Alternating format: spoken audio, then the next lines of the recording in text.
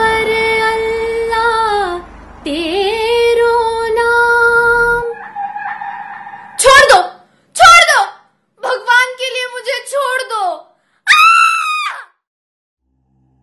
ये दुनिया टांगों के बीच की ताकत से चलती है, क्योंकि उनके पास दिमाग नाम की चीज तो होती नहीं। तो जहां काम होता है अपनी टांगे फैला देती हैं। छोटे छोटे कपड़े पहनती हैं, अपने जिस्म की नुमाइश करती हैं, मार्केटिंग करती हैं, 5 से प्यार करती हैं, 6वें के साथ सोती है, 7वें से शादी करती हैं। और फिर कहती हैं मैं तो सती सावित्री हूं। कुछ औरतें ऐसी भी होती हैं जो अपनी मजबूरी की दुहाई देके सरेआम बाजार में नीलाम होने के लिए खड़ी हो जाती हैं। और कुछ औरतें ऐसी भी होती हैं जो प्यार का वास्ता देके आपको रोज दिन अलग अलग बिस्तर पर मिलेगी। पता औरत मेरे लिए क्या है? औरत मेरे लिए सिर्फ 2 इंच का छेद है। बस, और कुछ नहीं। आजादी कहते हैं इसे, और इसमें नंगापन क्या है? सभी चाहते हैं कि खूबसूरत दिखें, आकर्षक दिखें। ये तो आपकी आंखें हैं जो उनके नंगेपन को देखती हैं। और जहां तक रही 5 और 50 की बात, तो आप भी उन लोगों के साथ नहीं रहते होंगे जिन्हें आप पसंद नहीं करते। और एक लड़की जो हमेशा अपने सच्चे प्यार, अपने सच्चे प्रेम की तलाश में रहती है। अब उन्हें वो 5 में मिले या 50 में, क्या फर्क पड़ता है? वैसे हम मर्दों की खुशियां भले ही उनकी टांगों के बीच हो, पर एक औरत की बहुत सारी खुशियां होती हैं। मैंने सुना था कि आपकी मां आपको लेकर भाग गई थी घर से, आपके शराबी पिता से बचाने के लिए। झूठ है, बिल्कुल झूठ है। उसे किसी और से शादी करनी थी, इसलिए उसने शराबी को छोड़ दिया। नफरत करता हूं मैं उससे। यह भी तो हो सकता है कि आपके बेहतर कल के लिए उन्हें यह कदम उठाना पड़ा हो। रोती हैं आज, मीडिया के सामने कह रही हैं कि आप पे लगाए हर आरोप गलत है।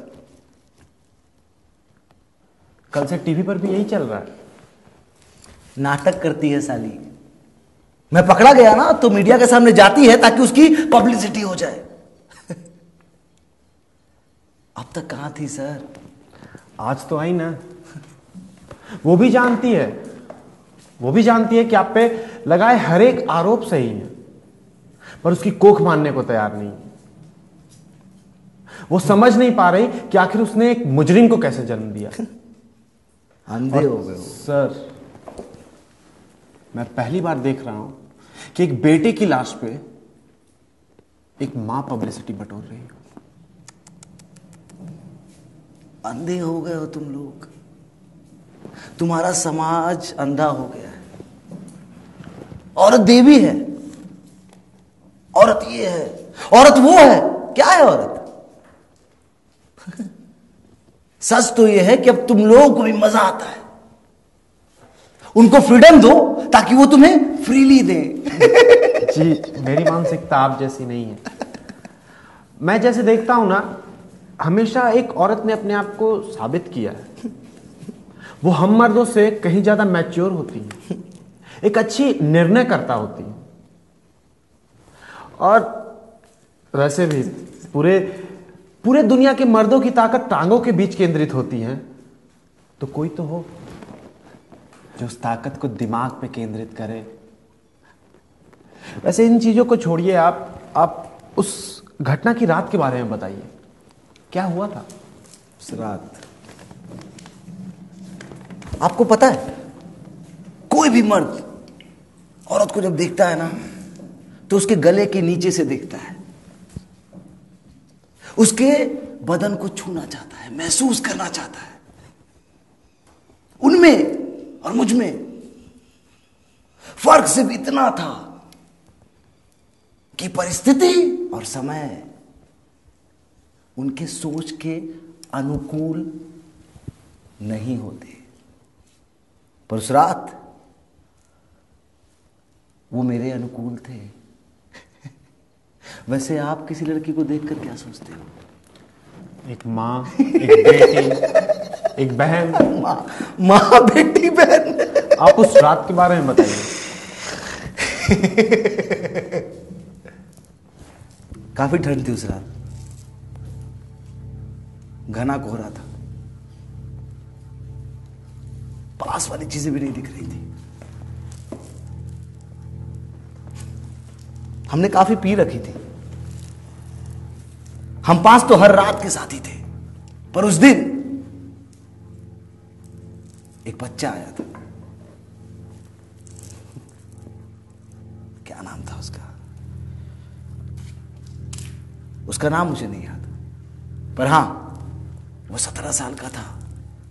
भोली सूरत, आंखों में शरारत। मजे कर रहा था वो, नाच रहा था, गा रहा था, चिल्ला रहा था। आप मुझे उस रात के बारे में बताइए। मुनीर का बस स्टैंड। 9:30 बज रहे होंगे, 9:30। मुनीर का बस स्टॉप पर एक जोड़े ने मुझे बस रोकने का इशारा किया। मैं बस नहीं रोकना चाहता था। क्यों रोको बस? पर मेरे दोस्तों ने जिद की कि बस रोक दे। मैंने बस रोक दी। बस पे सबसे पहले एक लड़की चढ़ी। सर, वो लड़की बहुत खूबसूरत थी। माल थी सर, माल। उसके साथ एक लड़का भी चढ़ा। दोनों पीछे बैठ गए। मैंने गियर लगाया और गाड़ी आगे बढ़ा दी। उस दिन परिस्थिति और समय दोनों मेरे अनुकूल थे। उस लड़के को शायद रॉड मैंने ही मारा था, शायद।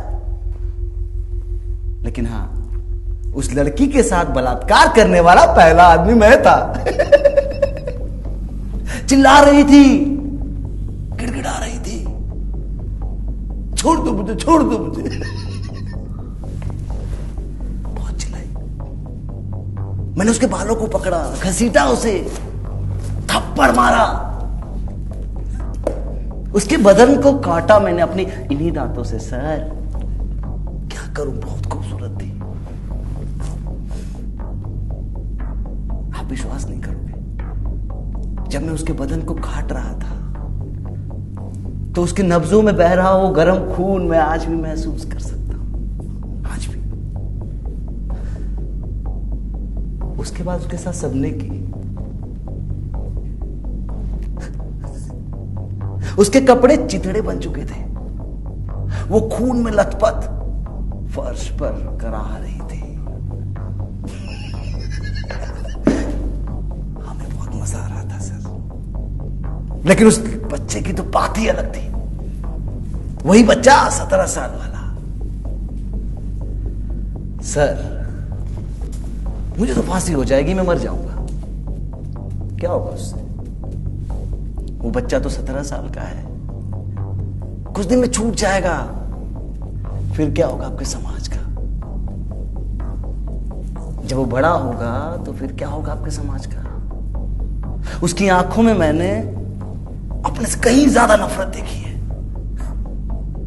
आप विश्वास नहीं करोगे, वो रॉड लेके उस लड़की के पास गया और बस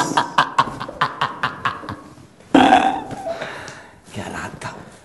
बाकी की कहानी पूरी दुनिया को पता है। क्या आपको कोई पछतावा नहीं होता? कोई दुख नहीं होता? पछतावा नहीं होता सर, नहीं होता पछतावा। दुख होता है, दुख होता है सर, कि मैं अब ये नहीं कर सकता। अभी तो मजा आना शुरू हुआ था। मैंने अपनी जिंदगी में सबसे खूबसूरत मौत मारी है किसी को। तो मैंने उसी लड़के को मारा है सर। ये इंटरव्यू हमेशा मेरी जहन पे एक बोझ बनकर रहेगा अगर मैं ये ना करूं।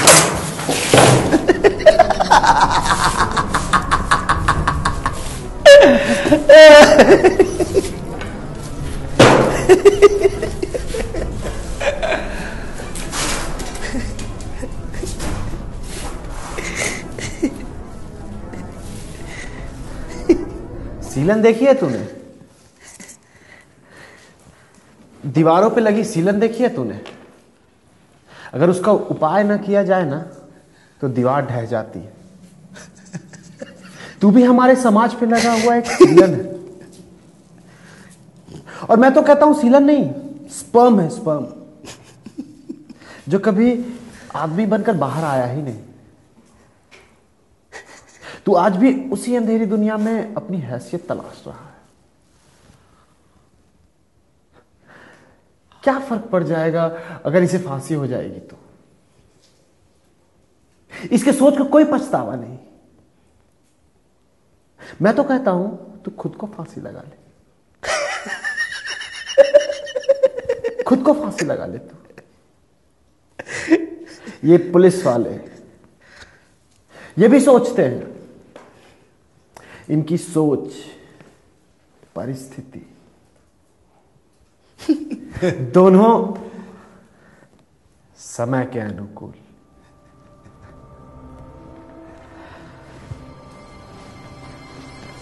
सोच और परिस्थिति, सोच और परिस्थिति दोनों समय के अनुकूल।